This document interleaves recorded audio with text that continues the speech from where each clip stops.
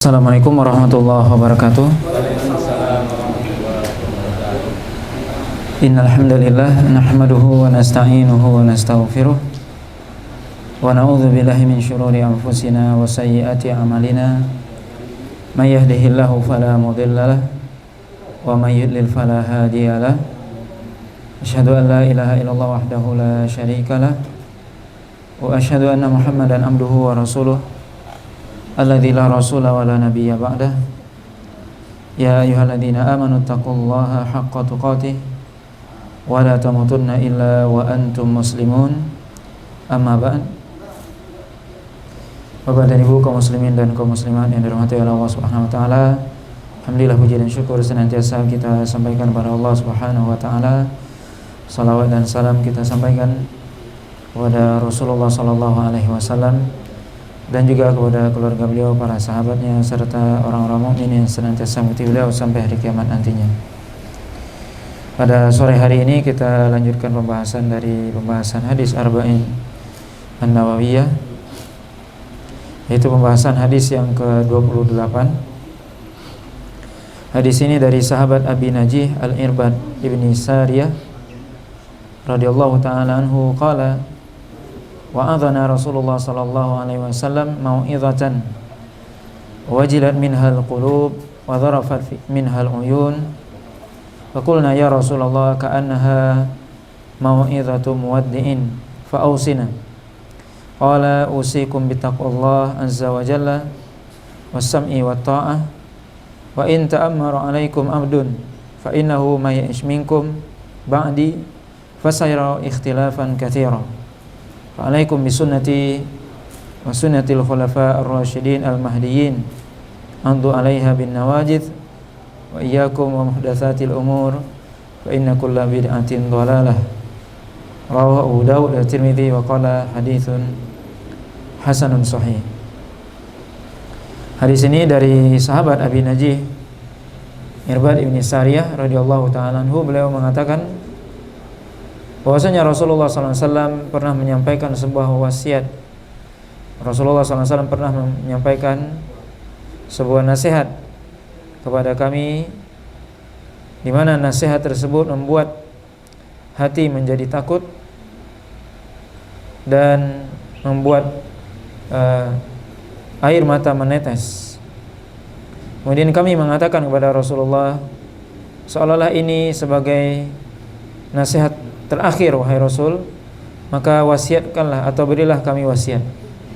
Kemudian Rasulullah SAW mengatakan, aku wasiatkan kepada kalian untuk senantiasa bertakwa kepada Allah SWT dan taat dan patuh kepada pemimpin walaupun yang memimpin anda adalah seorang budak. Dan sungguhnya siapa yang hidup setelah aku nanti akan melihat perselisihan yang banyak, maka hendaknya kalian berpegang teguh dengan sunnahku dan sunnah khulafa ar-rasyidin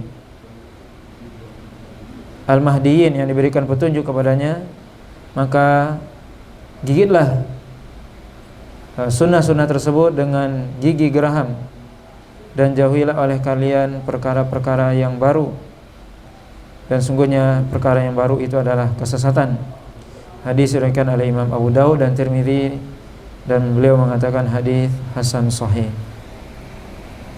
Bapak dan Ibu yang dirahmati oleh Allah SWT, dalam hadis ini sahabat Irbad ibni Sariyah menceritakan kepada kita bahwasanya suatu ketika Rasulullah SAW memberikan sebuah wasiat atau nasihat kepada para sahabatnya, sampai atau saking berbekasnya nasihat itu di dalam hati mereka, sehingga membuat hati mereka bergetar, hati mereka menjadi takut, dan bahkan mereka menangis, para sahabat ini. Kemudian mereka meminta wasiat kepada Nabi, seolah-olah ini nasihat ini seperti wasiat terakhir, maka tolong berikan kepada kami wasiat wahai Rasul. Maka kemudian Nabi SAW memberikan beberapa wasiat di sini, dan ini wasiat kepada para sahabat dan juga kepada kita tentunya.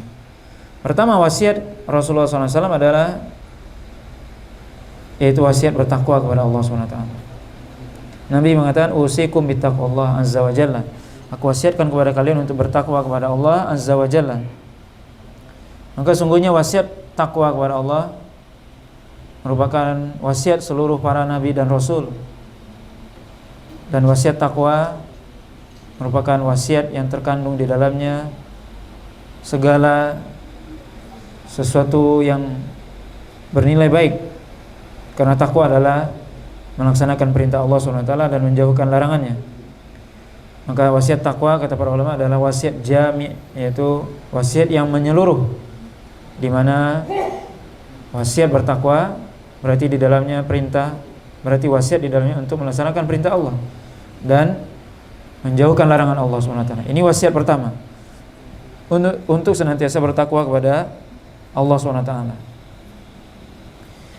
Kemudian yang kedua, wasam'i wa ta'ah, dan juga mendengar dan patuh kepada pemimpin kaum muslimin. Walaupun kata Nabi SAW, wa in ta'ammaru alaikum abdun, walaupun yang menjadi pemimpin anda adalah seorang budak. Tentunya taat kepada pemimpin kaum muslimin ini suatu hal yang diperintahkan oleh Allah SWT. Allah SWT mengatakan, ya ayyuhalladzina amanu atii'u Allah wa atii'u Rasul wa ulil amri minkum. Wahai orang beriman, taatlah kepada Allah dan Rasul. Taatlah kepada Allah dan taatlah kepada Rasul dan pemimpin di antara kalian. Tapi tentunya ketaatan kepada pemimpin ini harus diikuti dengan atau tidaklah secara mutlak. Artinya seorang taat kepada pemimpin selama pemimpin itu menyuruh kepada kebaikan, tidak menyuruh kepada maksiat. Karena Nabi SAW mengatakan dalam hadis yang lain, innama ta'atu fil ma'ruf, yaitu ketaatan kepada pemimpin hanya dalam kebaikan. Kalau dia menyuruh kepada maksiat tentunya tidak boleh. Dalam hadis yang lain Nabi SAW mengatakan, la ta'ata li makhlukin fi maksiati khaliq, tidak ada ketaatan kepada makhluk dalam bermaksiat kepada Allah SWT. Tapi secara umum kita diperintahkan untuk taat kepada pemimpin kaum muslimin. Selama yang dia perintahkan kebaikan, maka wajib kita taat. Dan Nabi SAW dalam hadis ini sampai mengatakan walaupun yang menjadi pemimpin adalah seorang budak. Tentunya kalau kita membaca kitab-kitab fikih, para ulama menjelaskan syarat jadi pemimpin itu harus orang merdeka, bukan budak ya, karena budak itu bisa diperjualbelikan. Syarat jadi pemimpin itu adalah seorang muslim, laki-laki balik dan berakal. Kemudian dia sehat jasmani dan rohaninya, kemudian merdeka, bukan jadi budak, bukan budak. Tapi kalau seandainya memang itu ditakdirkan yang jadi pemimpin adalah budak, maka wajib bagi setiap muslim untuk taat kepada pemimpin tersebut selama dia tidak memerintahkan kepada maksiat. Maka ini adalah hak pemimpin yang harus kita tunaikan ya, sebagai seorang rakyat yang dipimpin. Hendaknya mentaati pemimpin tersebut selama tidak bertentangan dengan syariat. Dan kepemimpinan itu tentunya mulai dari kepemimpinan yang paling tinggi sampai yang kepada yang paling rendah. Pemimpin paling tertinggi misalnya di negara kita misalnya presiden, gubernur, wali kota, sampai yang terendah di lingkungan kelurahan, desa, sampai juga kepemimpinan dalam hal rumah tangga. Ya, seorang laki-laki jadi pemimpin di rumahnya, maka wajib bagi anak dan istri untuk taat. Maka di sini disebutkan wasiat Rasulullah SAW untuk senantiasa taat dan patuh kepada pemimpin, siapapun yang memimpin, selama dia muslim dan dia menyuruh kepada kebaikan, maka wajib untuk mentaatinya. Dan justru kita diperintahkan untuk senantiasa mendoakannya, membantunya dalam kebaikan, ya, menolongnya. Kalau misalnya dia melakukan perbuatan yang dilarang atau memerintahkan kepada perbuatan maksiat, maka tidak boleh kita mentaatinya. Dan boleh kita memberikan nasihat ataupun yang memberikan nasihat kepada pemimpin tersebut, tapi tentunya dengan cara yang baik. dan tidak di depan umum, karena kalau kita memberikan nasihat di depan umum itu tidak akan diterima biasanya. Dan para ulama menjelaskan memberikan nasihat di depan umum langsung kepada orang itu di hadapannya berarti kita mempermalukan dia. Maka kita berbicara dengan dia empat mata ataupun kita di tempat yang tidak dilihat oleh orang banyak, sampaikan bahwasanya ini tidak benar. Sampaikan dengan cara yang baik. Maka ini yang diajarkan oleh Nabi SAW. Senantiasa kita taat kepada pemimpin selama perintahnya tidak bertentangan dengan syariat. Kalau bertentangan dengan syariat tidak boleh kita taat. Kalau kita ingin menasihati silakan, tapi juga dengan cara yang baik. Kemudian Nabi SAW mengatakan, sungguhnya siapa yang hidup setelah aku nanti akan melihat perselisihan yang banyak. Maka ini sebuah mukjizat dari Nabi SAW, di mana Nabi diberitahu oleh Allah SWT bahwasanya setelah beliau meninggal akan terjadi fitnah, berbagai macam pertikaian, perbedaan pendapat dan sebagainya. Maka Nabi sudah memberikan warning, peringatan. Siapa yang hidup setelah aku akan melihat berbagai macam pertikaian, perselisihan. Maka bagaimana solusinya? Mungkin kita hari ini juga melihat banyak perbedaan pendapat dan sebagainya. Bagaimana solusinya? Nabi tentunya sudah memberikan solusi. Apa kata Nabi? Alaikum bisunnati. Hendaknya kalian berpegang teguh dengan sunnahku. Artinya apa? Solusi untuk menghadapi perbedaan ini adalah berpegang teguh kepada sunnah Nabi SAW. Itu jalan keluarnya, itu solusinya. Ketika banyak terjadi perselisihan, perbedaan pendapat dalam hal agama ini, dalam hal akidah, dalam hal ibadah dan sebagainya, kita kembalikan kepada Rasul SAW. Karena Rasul yang membawa syariat ini, yang menyampaikan syariat ini, dan sudah Nabi jelaskan dalam sunnahnya, dalam hadisnya. Maka kita kembalikan kepada sunnah tersebut, tidak kembalikan kepada pendapat pribadi atau golongan, kelompok, bukan itu. Tapi kita kembalikan kepada Rasul. Kata Nabi, fa'alaikum bisunnati. Melihat perselisihan yang banyak ini, kembali kepada sunnahku, kata Nabi. Pegang erat sunnahku. Amalkan sunnahku, pelajari dan amalkan. Wa sunnatil khulafa ar-rasyidin al-mahdiyyin, dan juga sunnah yang ditegakkan, yang dilakukan oleh para khalifah ar-rasyidin, yaitu Abu Bakar, Umar, Utsman dan Ali, al-mahdiyyin, yang mereka diberikan petunjuk oleh Allah SWT, dan mereka semua dijamin surga oleh Nabi SAW. Kata Nabi SAW, addu alaiha bin nawajid, yaitu gigitlah sunnah tersebut dengan gigi geraham. Ini merupakan sebuah isyarat dari Nabi SAW. Apa maksudnya? Bagaimana kita menggigit sunnah Nabi? Maksudnya adalah bagaimana kita beramal dengan sunnah tersebut dengan kuat. Dan ini juga menunjukkan secara tidak langsung Nabi berikan isyarat bahwasanya di akhir zaman, yaitu setelah Nabi meninggal, akan banyak terjadi fitnah, akan banyak terjadi pertikaian yang kalau seandainya kita tidak punya ilmu, kita akan ikut ya, dalam pertikaian tersebut. Kita nggak tahu mana yang benar, mana yang salah. Maka Nabi memberikan isyarat gigit ya, dengan gigi geraham, gigi yang paling dalam itu, yang kita menggigit sesuatu yang keras biasanya. Artinya apa? Goncangan atau cobaan yang sangat keras ya, sampai kita disuruh berpegang itu bukan dengan tangan tapi dengan gigi lagi, menunjukkan apa? Bahwasanya cobaan, fitnah di akhir zaman itu sangat kuat, sangat besar, lebih besar daripada badai yang menghempas ya.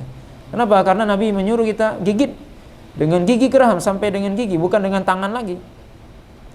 Ini sebuah isyarat dari Nabi SAW, kiasan ya, bahwasanya pertikaian yang sangat banyak itu, seorang ketika dia tidak belajar, tidak mengetahui sunnah Nabi, maka dia akan terombang-ambing,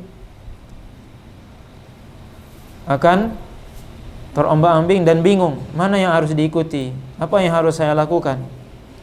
Maka kuncinya adalah berpegang teguh dengan sunnah Nabi SAW dan melaksanakan sunnah Nabi SAW di akhir zaman itu juga penuh tantangan. Makanya Nabi tadi menyuruh gigit gigi sunnah itu dengan gigi geraham. Kenapa? Orang yang melaksanakan ajaran Nabi SAW, melaksanakan sunnah Nabi itu di akhir zaman cobaannya sangat besar. Mungkin mereka dianggap sebagai orang yang fundamentalis, orang yang mungkin kadang disebut teroris dan sebagainya, diberikan label-label yang buruk. Kenapa? Karena ya itu sebagai bentuk apa? Sebagai bentuk tantangan yang sangat besar bagi orang yang ingin melaksanakan sunnah Nabi SAW. Itu diberikan cobaan yang sangat besar. Bagaimana diberikan celaan, sindiran, dan mungkin intimidasi.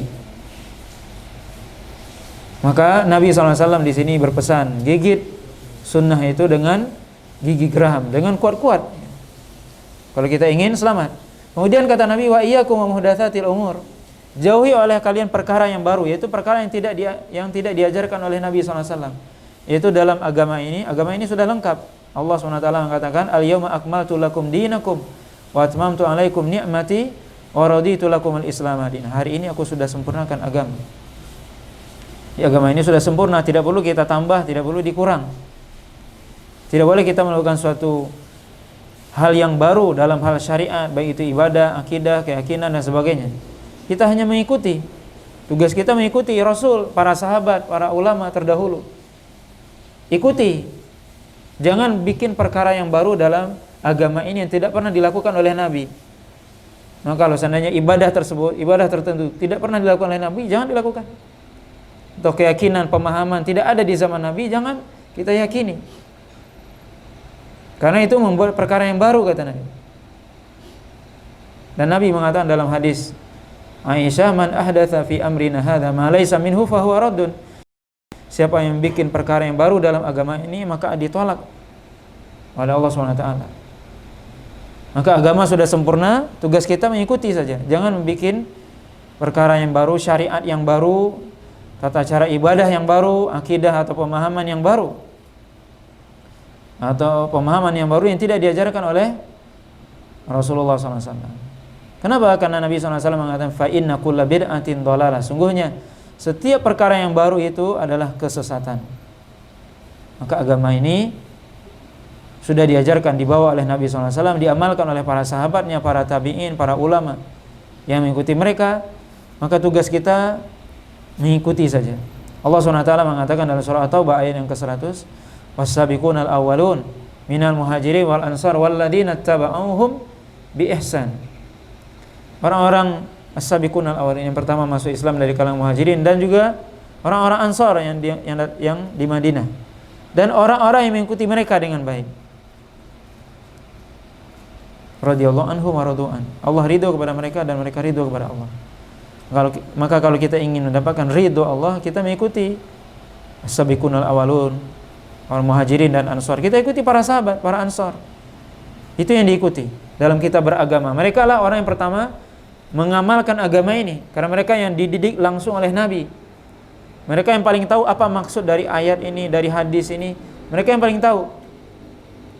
Maka tugas kita hanya mengikuti saja. Jangan membuat perkara yang baru, hal-hal yang baru dalam agama ini, karena kata Nabi, perkara yang baru itu sesat dan itu ditolak oleh Allah SWT.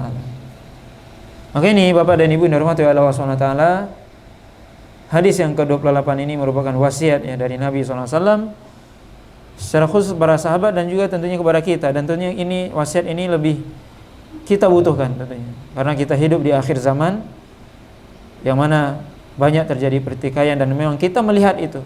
Nabi sudah memberikan isyarat dan memberikan warning, peringatan bahwasanya akan ada pertikaian, banyak terjadi pertikaian.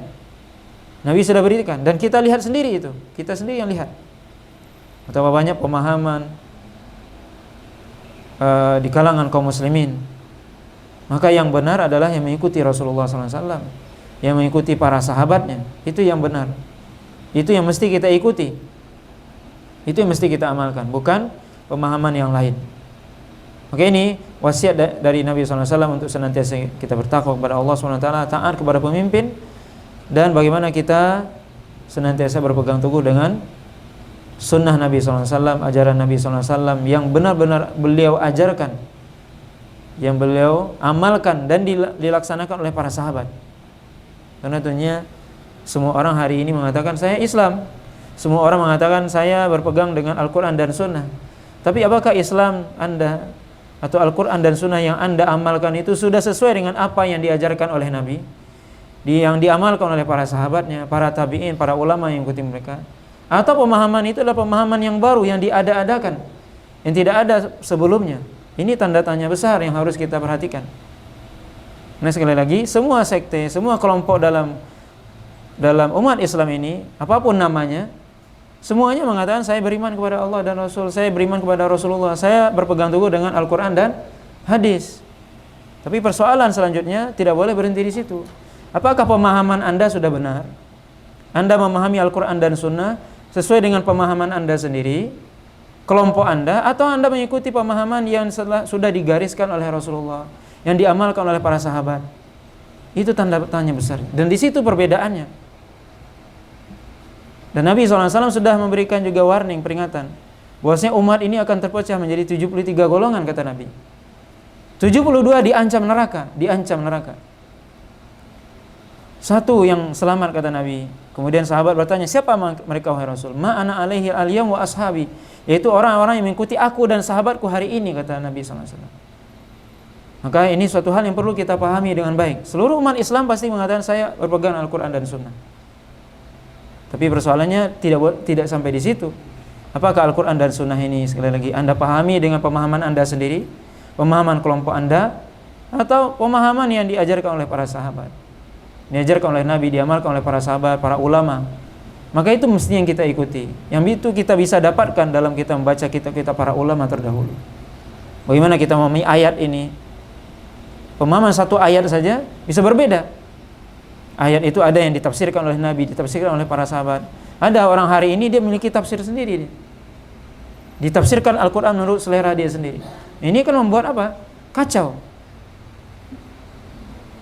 Membuat Al-Quran tafsirnya menjadi rancu. Kalau dia menafsirkan dengan seleranya sendiri, pemahaman sendiri. Dan ini yang berbahaya. Ini yang membuat, ini yang menjadi sumber kesesatan. Menafsirkan Al-Quran menurut selera sendiri, pemahaman sendiri, atau menafsirkan hadis menurut akal dia sendiri. Kalau tidak sesuai dengan akal, dibuangnya hadis itu, dicampakkannya. Begitukah para sahabat? Tidak.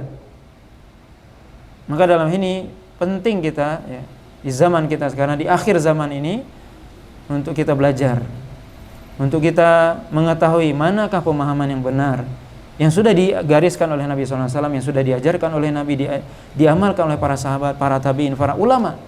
Itu yang diikuti. Orang-orang terdahulu, itu yang diikuti. Makanya Abdullah bin Mas'ud mengatakan, "Man kana mustannan falyastanna biman qad mata." Siapa yang ingin mencontoh, maka contohlah orang yang terdahulu. Siapa? Ulaika ashabu Rasulullah SAW. Mereka adalah para sahabat Nabi SAW. Hum abarru hadhil ummah quluban. Mereka orang yang paling dalam ilmunya, yang paling apa? Yang paling bersih hatinya. Wa a'maqahum ilman, dan yang paling dalam ilmunya. Jadi yang harus kita ikuti para sahabat. Karena pemahaman mereka benar, mereka dididik oleh Nabi langsung, dan sebagian mereka dijamin surga. Itu yang kita ikuti, bukan pemahaman-pemahaman baru yang ada setelah mereka, atau apalagi yang hadir atau lahir hari ini, yang mereka membuat pemahaman sendiri atau penafsiran sendiri, yang itu memecah belah umat. Bapak dan Ibu yang dirahmati Allah SWT, maka ini wasiat Rasulullah SAW kepada kita bersama, yang mesti kita camkan, kita renungkan, kita perhatikan, sehingga kita tidak, sekali lagi, tidak menjadi orang yang bingung di tengah banyaknya pertikaian pemahaman di zaman kita sekarang. Ya, maka seorang muslim, dia tidak boleh bingung, tapi dia harus mencari dan belajar. Tidak boleh juga dia mengatakan, oh ini banyak ini pemahaman, sudah saya berhenti saja. Enggak. Seorang muslim dia harus optimis, dia belajar. Kalau kita boleh mengibaratkan, kalau kita pergi ke pasar, semua orang mengatakan apa? Kita ingin beli baju, semua orang di toko, baju saya baru, baju saya bagus. Apa kita gara-gara semua orang mengatakan semua bajunya bagus, baru, ya sudah saya nggak beli baju aja. Enggak begitu. Kita harus pilih mana di antara yang bagus ini yang paling bagus, begitu. Supaya kita benar, supaya kita mendapatkan baju yang orisinil, yang benar, yang bagus. Bukan malah kita cuek misalnya, oh sudah saya nggak pakai baju aja sekalian. Karena semua orang mengatakan apa? Bajunya bagus. Bukan begitu seorang muslim.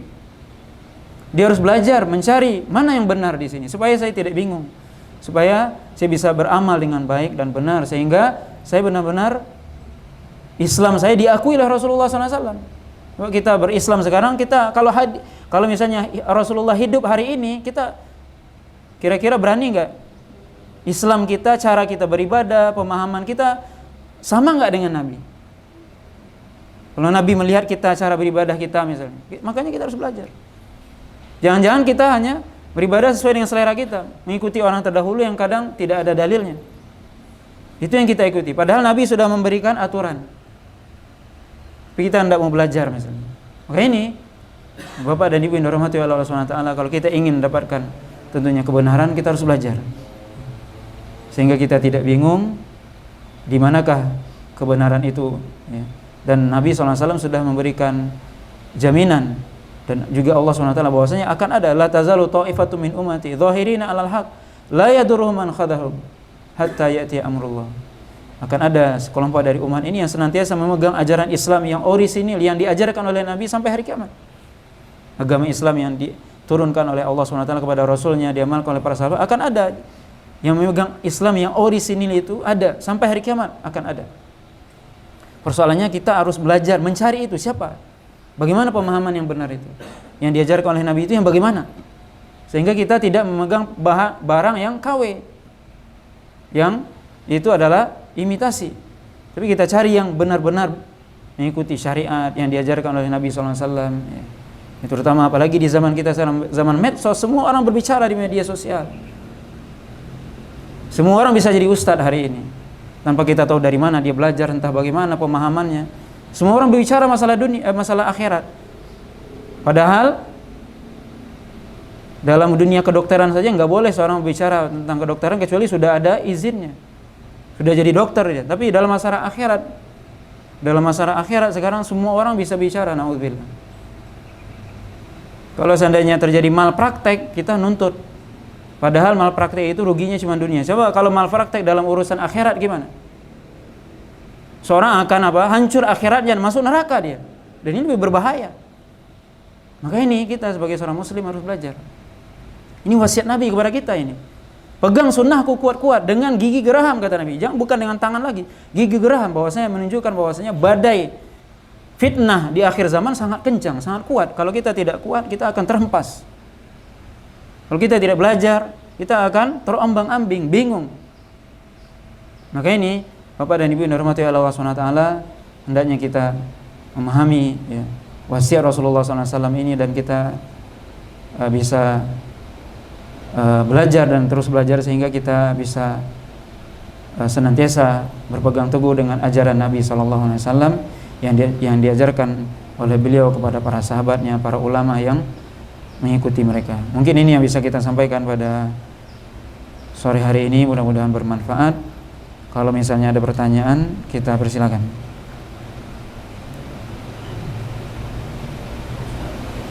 Ya, silakan Mas. Kalau kita mau sholat musafir, definisi musafir keluar kota dari sini. Oh ya, musafir. Apa yang dimaksud dengan musafir?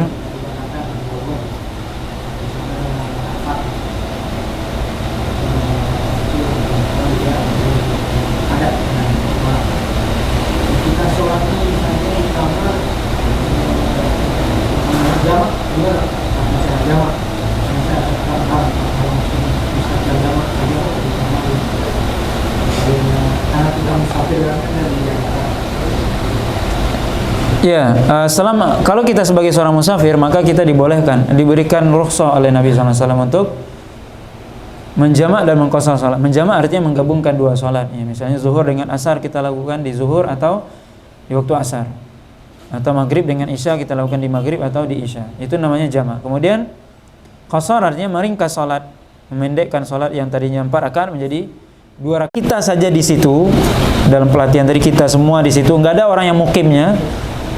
Semua kita musafir semua. Ya, misalnya kita dari daerah semua kumpul di suatu tempat misalnya, semuanya musafir, insya Allah boleh ya, selama itu dia mungkin sepekan atau lebih misalnya, dia menjamak dan mengqashar, dibolehkan. Tapi tadi kita sebutkan, kalau kita tinggal di suatu tempat di pemukiman, bukan di area khusus ya, seperti kita berkunjung ke rumah saudara kita, maka kita sebaiknya tidak menjamak dan qashar, tapi kita sholat bersama di masyarakat itu, walaupun dibolehkan oleh para ulama ya, itu. Tapi kita bicara sekarang yang baiknya. Tapi kalau tadi dikatakan selama sepekan saya pelatihan, insya Allah boleh kalau memang kita semua di situ. Ya. Dan memang perlu kita ingat bahwasanya kita kalau misalnya di masjid, misalnya kita sebagai musafir itu kita mengikuti imam. Jadi kalau imamnya mukim misalnya, kita misal ini pergi seperti tadi ke muko-muko misalnya. Nah kalau kita berhenti di sebuah masjid dan masjidnya di situ ada imamnya di situ, kemudian mereka sholat 4 rakaat, kita ikuti 4 rakaat sholatnya, misalnya zuhur. Kita sholatnya 4 rakaat, tapi setelah zuhur kalau kita mau jamak dan qashar boleh. Asarnya kita qashar jadi 2 rakaat dan kita jamak dengan zuhur. Tapi sholat zuhurnya 4. Kenapa 4? Ikuti imam. Karena ada orang yang mukim di situ maksudnya. Maka ini berpengaruh. Ketika kita singgah di suatu tempat yang di situ masjid, yang di situ kita mengikuti jemaah yang sedang berlangsung, kita sholatnya 4 rakaat. Beda lagi kalau misalnya jemaahnya udah bubar. Nah, boleh kita sholat jamak dan qashar, zuhur 2, asar 2. Misalnya jamaahnya zuhur misalnya 12:30, jam 1 kita baru nyampe. Boleh kita 2-2, mereka udah pulang. Tapi kalau kita datang, mereka lagi sholat, kita ikuti jemaah. 4 rakaat kita sholat. Jangan kita 2 rakaat, kita udah salam sendiri. Orang masih nambah 2 rakaat. Tidak, kita mengikuti imam. Nah, itu yang diajarkan oleh para ulama. Nah,